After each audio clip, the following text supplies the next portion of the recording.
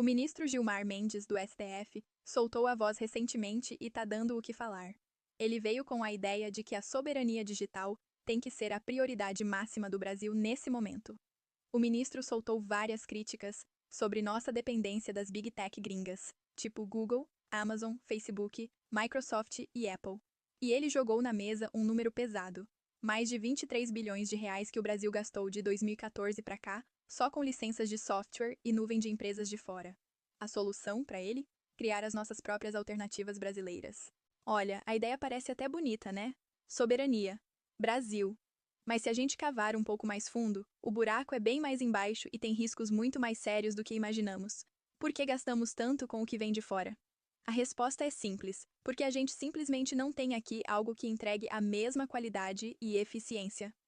Para ter data centers e infra de ponta, por exemplo, você precisa de energia barata. E o Brasil?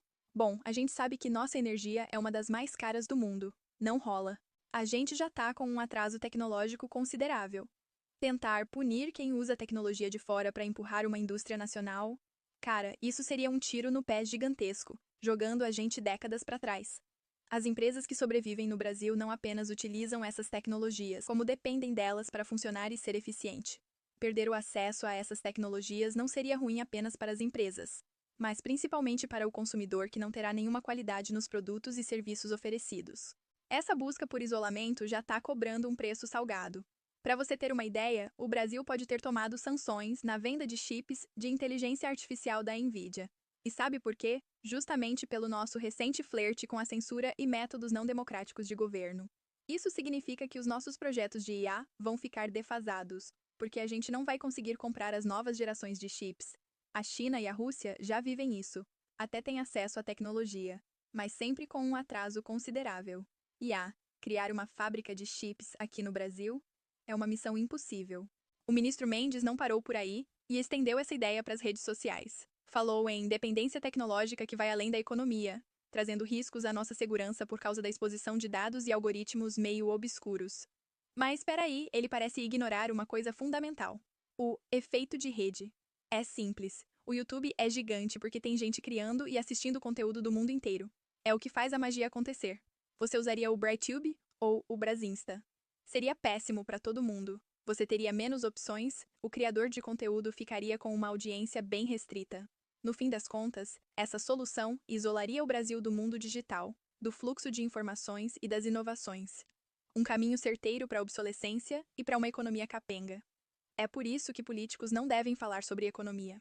E a prova está aí nos modelos da Rússia e da China, que tentam criar esses firewalls digitais. O que a gente vê?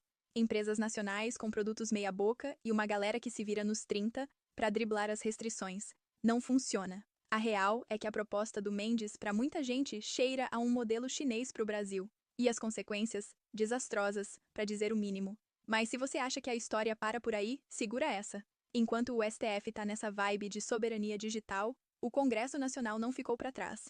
Eles avançaram com uma lei que, para muita gente, é a cereja do bolo desse controle e isolamento. Tô falando do famoso PL da adultização, ou, como ficou mais conhecido, a Lei Felca. Essa proposta de lei, que viralizou depois que o Felca fez aquele vídeo criticando a adultização de crianças na internet, já passou pela Câmara, pelo Senado, e tá agora só esperando a canetada do presidente. A promessa é boa, proteger as crianças de conteúdo impróprio, mas a real é que as garras dessa lei vão muito além disso. E é aqui que a coisa fica feia. Para você ter uma ideia, ela prevê: primeiro, autenticação obrigatória. Basicamente, você teria que se logar para entrar em qualquer site da internet. Sim, você ouviu direito, qualquer site. Segundo, exigência de CNPJ. Plataformas estrangeiras, para funcionar aqui no Brasil, teriam que ter um representante legal, um CNPJ. As consequências disso, meu amigo, são no mínimo assustadoras. Pensa comigo. A Wikipédia, os sites de notícias e um monte de outros sites e plataformas grátis e globais simplesmente não poderiam mais operar aqui. Por quê? Porque não tem um CNPJ nacional. Isso é um absurdo. Essa lei atingiria em cheio o software de código aberto, como o Linux, e até mesmo o Bitcoin. Você consegue imaginar? Como é que um sistema descentralizado e colaborativo, tipo esses, vai ter um representante no Brasil? Não faz sentido. É como pedir para uma sombra ter um CPF. Essa lei, na boa, mostra uma ignorância gigantesca sobre como a internet e as tecnologias de hoje funcionam. É surreal que essas são as pessoas que ditam o futuro do nosso país. O papo é que a lei protegeria as crianças, mas os críticos já alertam. Criminoso de verdade? Ele vai rir e usar uma VPN para burlar tudo isso num piscar de olhos. Não vai parar ninguém de má fé. O que ela vai fazer de verdade é cercear a nossa liberdade de expressão e dificultar a vida de quem é honesto e só quer usar a internet para aprender ou como meio de lazer. É aquela velha história: mira no bandido e acerta no cidadão de bem. E para piorar, os exemplos lá fora só confirmam essa preocupação. Não somos os primeiros a tentar algo assim. Lá no Reino Unido, por exemplo, eles têm a Online Safety Act, uma lei parecida que exige verificação de idade. E adivinha? Já estão usando ela para censurar protestos, conteúdo de vítimas de violência sexual e, pasme, até discussões sobre intolerância à lactose. Sim, lactose. O processo de verificação de idade é super invasivo e, para variar, facílimo de ser fraudado. Ou seja, não resolve o problema, apenas cria mais problemas para a população como um todo. Nos Estados Unidos, lá no Mississippi, uma lei parecida que pede verificação de idade para redes sociais foi detonada até pelo Blue Sky, que, ironicamente, é uma plataforma mais usada pela esquerda, justamente por limitar a liberdade de expressão. Ou seja, a conclusão é clara.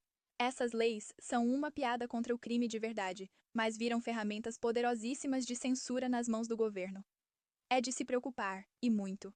E o jeito que a Lei Felca foi aprovada foi um verdadeiro show de horrores. O presidente da Câmara, Hugo Mota, botou para aprovar a urgência do PL sem ter quórum direito, e depois, no Senado, a lei foi aprovada simbolicamente, sem votação nominal.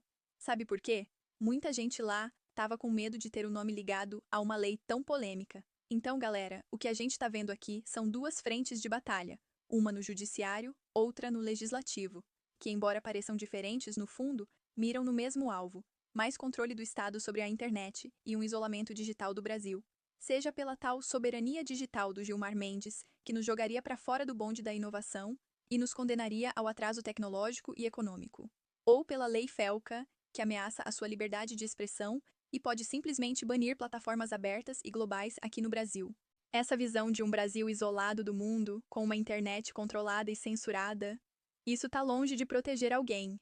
Na realidade, pode nos jogar num buraco econômico, tecnológico e democrático. É um retrocesso absurdo, é um risco gigante de atraso e um passo perigoso rumo a um modelo autoritário de país. O que você acha disso tudo?